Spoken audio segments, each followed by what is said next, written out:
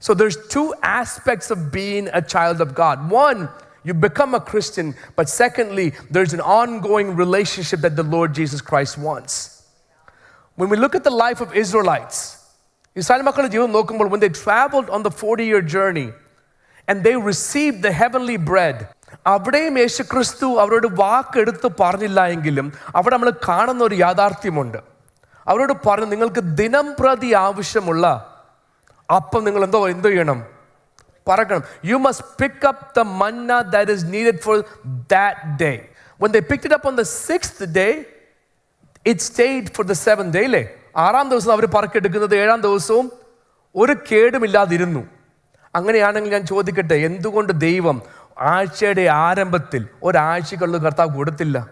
അല്ലെങ്കിൽ ഒരു മാസത്തേക്കുള്ള കർത്താവ് കൊടുത്തില്ല? അല്ലെങ്കിൽ നിങ്ങൾക്ക് ഇനി 30 വർഷം ബാക്കിയുണ്ട് യാത്ര ചെയ്യാൻ, അതിനുവേണ്ടി ഞാൻ അങ്ങ് തന്നേക്കാം, നിങ്ങൾ വെച്ചോ എന്ന് പറഞ്ഞ് ദൈവം എന്തുകൊണ്ട് കൊടുത്തില്ല? ദൈവത്തിനൊരു ആഗ്രഹമുണ്ട്.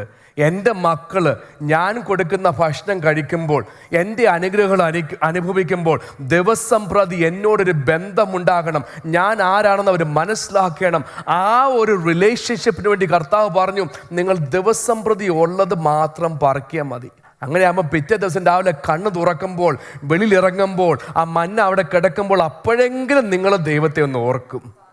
പുതിയ നിയമത്തിൽ വരട്ടെ, യേശുക്രിസ്തു ശിഷ്യന്മാരെ പ്രാർത്ഥിക്കാൻ പഠിപ്പിച്ചപ്പോൾ ഇന്നത്തേക്കുള്ള ആഹാരം, Lord, give us this day our daily bread. That means every day there's a relationship, a conversation, a talk with God, a prayer with God about our needs, about the praises, about who He is, recognizing who He is. So in that constant relationship that the Lord Jesus is wanting with us, He says in the Gospel of John, abide in me.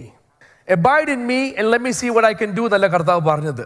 Abide in me, and it's a guarantee. I will abide in you. Think about that. When we go to the White House and see the president, you may get 5 seconds with him. That's it.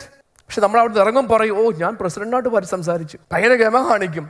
പക്ഷെ പ്രപഞ്ചത്തെ ഉണ്ടാക്കിയ കർത്താവ് പറയുവാണ്, നിങ്ങൾ എന്നിൽ വസിച്ചാലുണ്ടല്ലോ ഞാൻ നിങ്ങളിൽ വസിക്കും.